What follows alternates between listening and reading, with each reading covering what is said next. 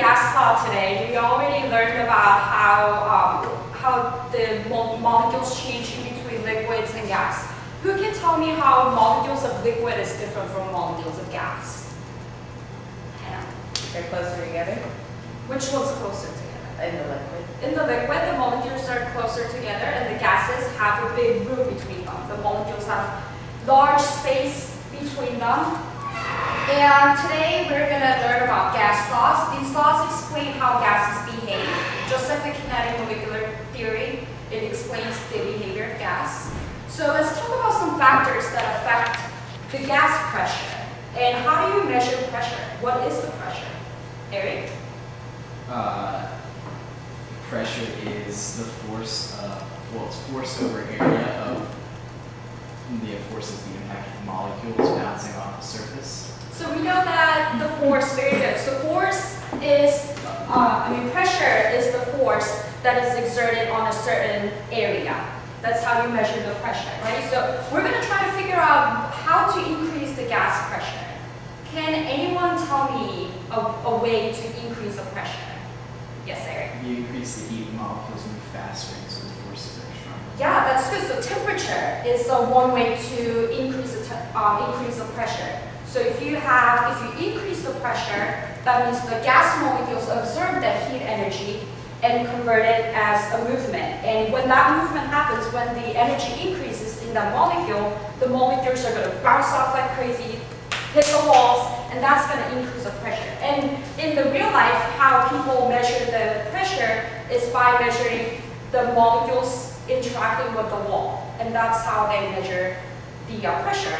Can anyone else think of a way to increase the gas pressure? Yes, Teresa. If you decrease the space or the area that it's contained in? Yeah, so if we decrease a volume, for example, if you have a ball, if you have a balloon, and let's say I blow it up a little bit.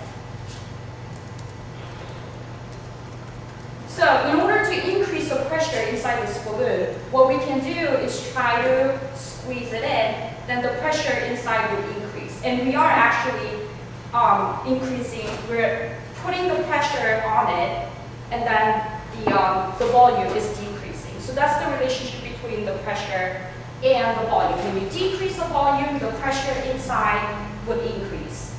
Any other way? Can you think of any other way to? So one way to think about it is here, the balloon does not have any molecules in it yet, right? So if we increase the amount of oxygen in it, meaning by blowing the balloon, that means we're increasing the amount of gas in the balloon, right? And that would increase the pressure inside, right? So here are the summaries of it. We talked about the amount of gas. So another way to think about increasing the amount of gas is when you have deflated tire, what do you do to it? If your tire is flat, bicycle or car tire, what do you do with it? What do you do to increase the pressure? Brian? Fill it up with more gas. Yeah, so you're pumping the gas. You have to go to the gas station and pump your tire if it's a car, or you have the, what do you call that? The tire Pump, just light pump. Yeah, the pipe pump, the handheld pump, and you can insert, like, to push in the gas. So basically what you're doing is you're increasing the amount of gas in there, and that means the number of molecules increase in there. The number of air molecules are increasing, and that increases the gas pressure if you have more molecules inside a certain volume. And we already talked about the volume, right? The factor affecting gas pressure is volume, because when you decrease the volume, the gas molecules have less space to move around, and that increases the pressure. And the last one is the temperature, like Eric said. When you have a high temperature, gas molecules have more freedom to move around, and there's more collision, meaning more gas pressure. So, smart guy, Charles, came up with the law, and he has a name for it, Charles law. He came up with the relationship he figured out the relationship between the temperature and the volume. So thanks to him, the Charles law states for a given amount of the volume of the gas varies directly with its absolute temperature. So that means if we kept the pressure constant, so we're only dealing with the volume and the temperature. If you increase the volume, or let's say go back to it, and let's say if we increase the temperature of a container. So I have a first initial, let's say it's a cylinder, and we have a top to it, so this can move up and down. So we have gas molecules, let's say 5 gas molecules. So I'm going to decrease the volume for a little bit.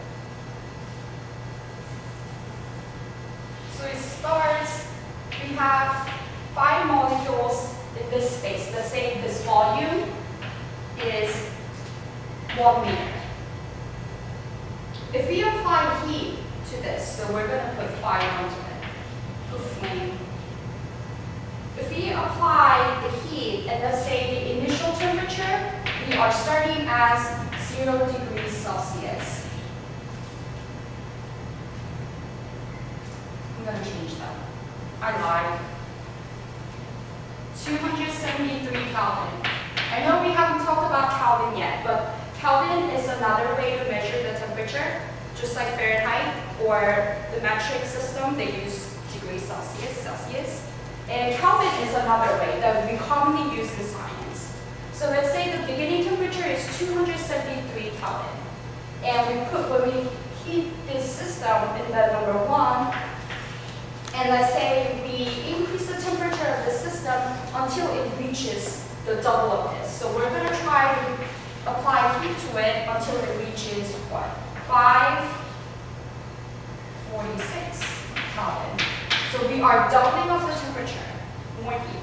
What do you think would happen to this system if this can move up and down freely?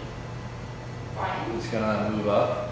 Yeah, this is going to move up. When we apply heat, then the volume of the gas, the volume is going to increase. Right? So how much would it increase? What would be the new volume be if we double the heat? 2 liters. Sorry, what was it? 2 liters? 2 liters. The volume is also going to double, so approximately over here. But we're not increasing the number of gas molecules. We still have the same amount. But since we are increasing the temperature, meaning we're increasing the kinetic energy, that means molecules absorb that heat energy and they're moving around like more crazy. And the volume increased because of that.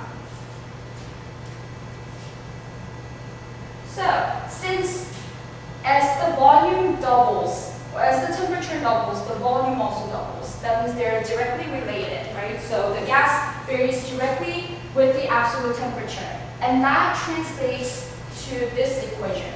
So initial volume over T1, V2 over T2 is the another mathematical way to explain the Charles law.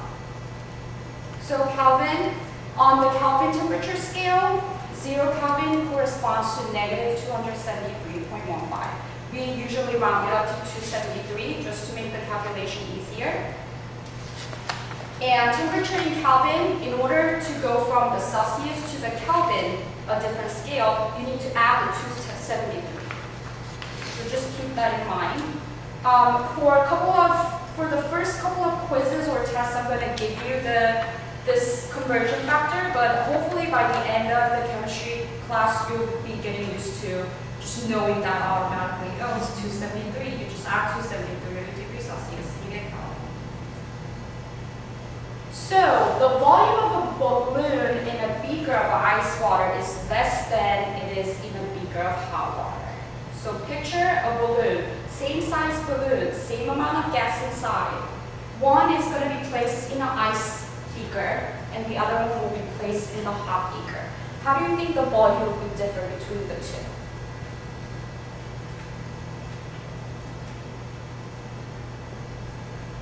Brian?